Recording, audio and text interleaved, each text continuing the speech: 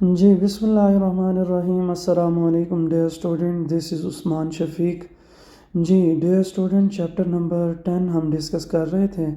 Different types की differential equations को हमने सॉल्व किया।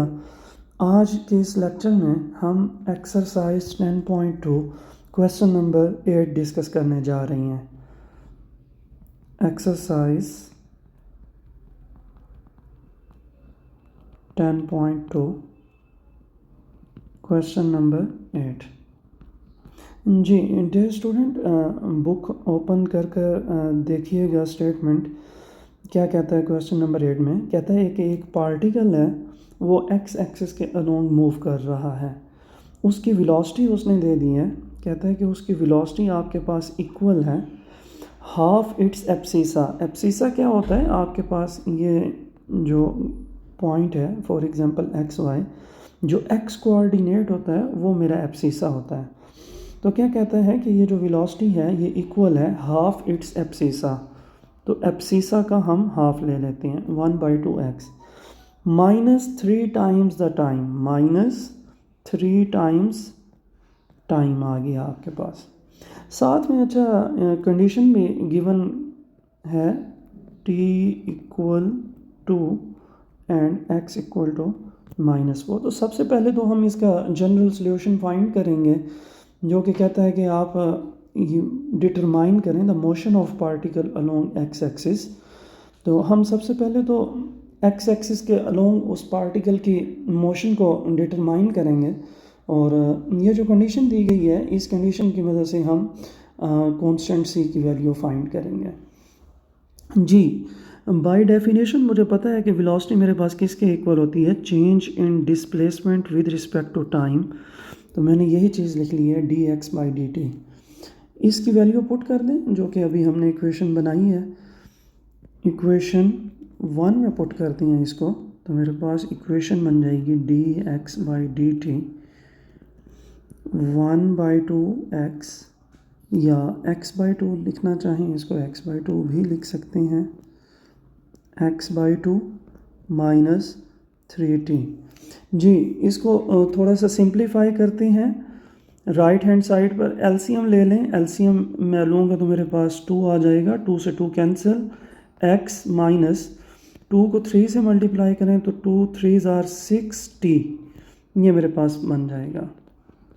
अब यहाँ पर हमने क्या करना है, वेरिएबल्स को सेपरेट करना है, x वाली टर्म्स को एक तरफ और t वाली टर्म्स को एक तरफ, जो कि मेरे लिए थोड़ा सा डिफ़िकल्ट है। तो इसको थोड़ा सा हम क्या करते हैं, सब्स्टिट्यूशन की मदद से इस इक्वेशन को रिड्यूस करते हैं, ताकि वेरिएबल्स को हम इजीली सेपरेट कर सकें।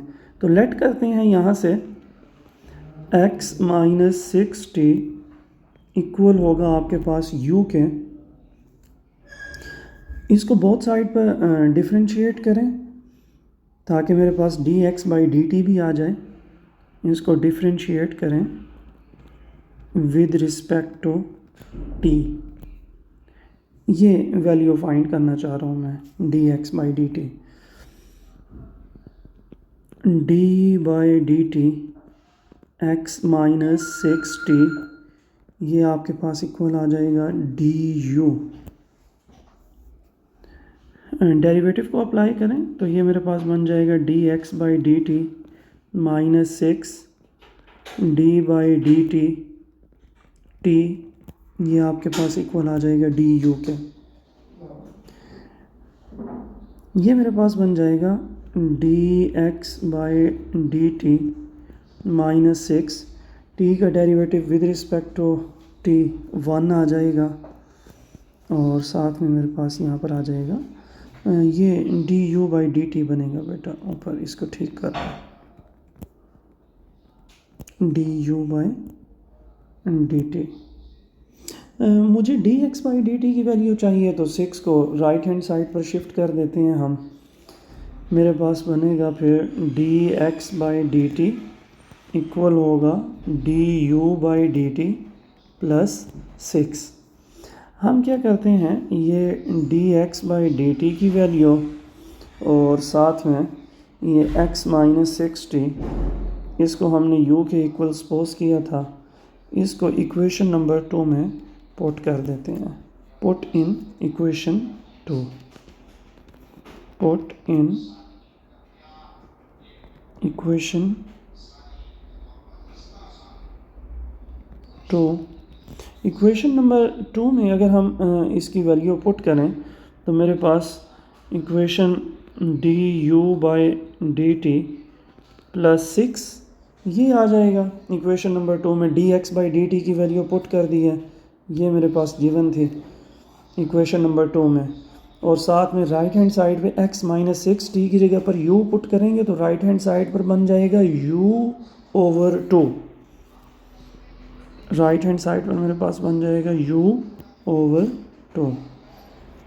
तो इक्वेशन क्या बनेगी मेरे पास, du/dt ये इक्वल आ जाएगा आपके पास u/2 माइनस 6। इसका एलसीएम लें, मेरे पास आ जाएगा 2 से 2 कैंसिल u और 2 6 12 du/dt। इक्वेशन मेरे पास रिड्यूस हो चुकी है। अब यहाँ से हम वेरिएबल्स को इजीली सेपरेट कर सकते हैं। तो u वाली टर्म को एक तरफ कर दें, मेरे पास आएगा du/u माइनस 12 और dt/2 हो जाएगा। dt को हमने राइट साइड पर शिफ्ट कर दिया। इंटीग्रेट कर दें, मैं इधर ही बोथ साइड पर इंटीग्रेशन अप्लाई कर देता हूँ। इंटीग्रेशन अप्लाई करें तो लेफ़्ट हैंड साइड पर अगर देखें तो नीचे वाले फंक्शन का ऊपर डेरिवेटिव मौजूद है। u माइनस 12 का डेरिवेटिव होता है 1 और 1 ऊपर मेरे पास मौजूद है, तो हम नीचे वाले फंक्शन को लॉग के साथ लिख लेंगे। ये मेरे पास आ जाएगा ln u माइनस 12 और 1/2 कॉन्स्टेंट बाहर लेने और 1 की इंटीग्रेशन, इंटेग्रल अगर t में है तो मेरे पास इसकी इंटीग्रेशन आ जाएगी t और साथ में plus some constant c। So this is the general solution. ये मेरे पास जनरल सॉल्यूशन है। हम क्या करेंगे, यहाँ से हम कांस्टेंट की वैल्यू फाइंड आउट करेंगे। बट अगर फर्दर थोड़ा सा इसको मज़ीद हम इसका solution in term of u अगर निकालना चाहते हैं तो इसको मज़ीद थोड़ा सा सिंप्लीफाई कर सकते हैं। बोथ साइड पर एंटी लॉग अगर हम ले लें तो यहाँ से लॉग ख़त्म हो जाएगा, क्योंकि मैं यहाँ से अगर u फाइंड आउट करना चाह रहा हूँ तो मुझे लॉग को ख़त्म करना होगा। तो बोथ साइड पर फिर मुझे क्या लेना होगा, एंटी लॉग लेना होगा। तो मैं अगर बोथ साइड पर एंटी लॉग अप्लाई करूँ तो मेरे पास आएगा e ln u minus 12 and इधर राइट हैंड साइड पर भी मेरे पास आ जाएगा e t/2 plus some constant c।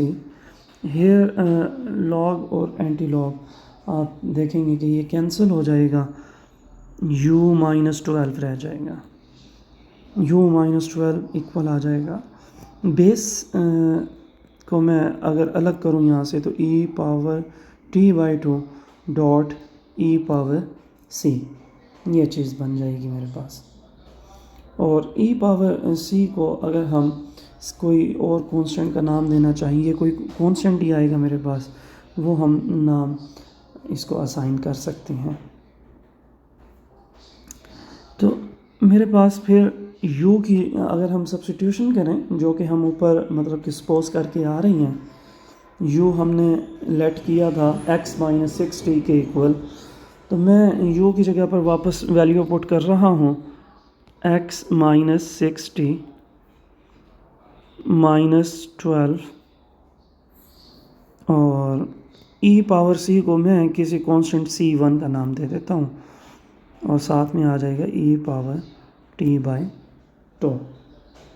ये जी मेरे पास यूँ समझ लें कि यहाँ से सॉल्यूशन निकल आएगा general in term of x। Terms को मैं राइट हैंड साइड पर शिफ्ट कर रहा हूँ, 6t plus 12 plus c e power t/2। अब कंडीशन को यूज़ करते हुए हम अपना कांस्टेंट c1 की वैल्यू कैलकुलेट करते हैं और इस इक्वेशन के अंदर हम यहाँ पर पुट कर देंगे और बस ये मेरे पास पे फाइनल सॉल्यूशन बन जाएगा। अब सिर्फ और सिर्फ हमने क्या करना है, कंडीशन यहाँ पर अप्लाई करनी है और सी कांस्टेंट की वैल्यू फाइंड करनी है। तो हम यहाँ पर पुट करते हैं t equal to 2, put t आपके पास इक्वल आ जाएगा 2 के एंड x इक्वल आ जाएगा आपके पास -4 के। तो यहाँ पर गिवन इक्वेशन के अंदर कंडीशन पुट करें तो डियर स्टूडेंट मेरे पास बनेगा -4 इक्वल आ जाएगा आपके पास 6 into 2 plus 12 plus C1 e power 2/2, तो वो 2/2 आपके पास 1 आ जाएगा।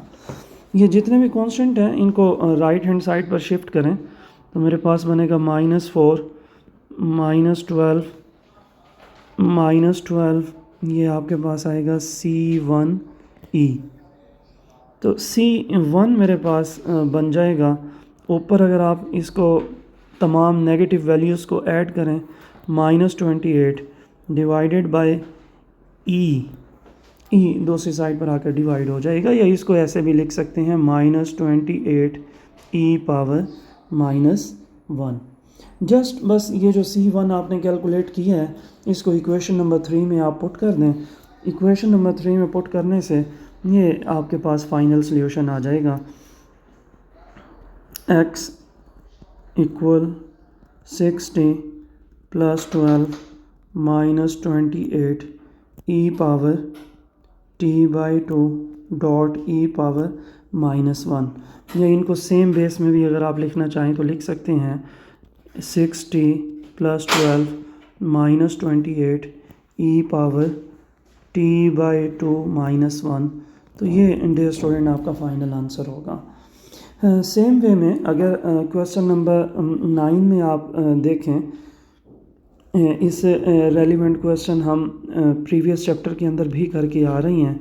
आपके पास ऑयल की कंजप्शंस के रेट के हवाले से हमने यहाँ पर डिस्कस करनी है कि ऑयल जो है वो कितना कंज्यूम हो रहा है। उसका जो यूनिट यहाँ पर इन्होंने डिफ़ाइन किया है वो बैरल के अंदर डिफ़ाइन किया हुआ है, और मेरे पास गिवन इक्वेशन भी डिफ़ाइन है। यहाँ पर आपको इक्वेशन भी बनाने की ज़रूरत नहीं है, उसने इक्वेशन ख़ुद ही बना कर दे दी है। वो इक्वेशन क्या है जी, आपके पास dx/dt इक्वल है 1.2 e पावर 0.04 t, ये गिवन इक्वेशन है। और साथ में उसने कंडीशन भी दे दी है t इक्वल टू 0 के लिए भी और t इक्वल टू 8 के लिए भी। तो इसको सबसे पहले तो इस डिफरेंशियल इक्वेशन को सॉल्व करते हैं। यहाँ पर किसी भी किस्म की सब्स्टिट्यूशन करने की ज़रूरत नहीं है, क्योंकि हम इजीली वेरिएबल को सेपरेट कर सकते हैं। तो वेरिएबल्स को सेपरेट करें और इसको इंटीग्रेट कर लें। ये आपके पास आएगा dx इक्वल होगा 1.2 e पावर 0.04 t dt। मैं इधर इसकी इंटीग्रेशन अप्लाई करता हूँ बोथ साइड पर, dx और 1.2 कांस्टेंट बाहर लेके मैंने एक्सपोनेंशियल फंक्शन को इंटीग्रेशन के साथ लिख लिया है। अब इसकी इंटीग्रेशन लेते हैं लेफ़्ट हैंड साइड पर। अगर आप इसकी इंटीग्रेशन लें तो आपके पास 1 की इंटीग्रेशन x आ जाएगी, और राइट हैंड साइड पे मेरे पास आ जाएगा 1.2। एक्सपोनेंशियल फंक्शन को किस तरह इंटीग्रेट करते हैं, पहले exponential function as it is आ जाता है, और पावर का जो डेरिवेटिव होता है वो हम क्या करते हैं इंटीग्रेशन के अंदर नीचे डिवाइड करके लिख देते हैं। पावर का डेरिवेटिव लें तो 0.04 बनता है, वो मैं यहाँ पर डिवाइड कर दूँगा।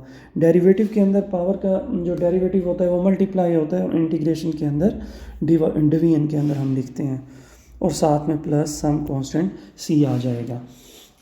तो ये जनरल सॉल्यूशन मेरे पास आ चुका है।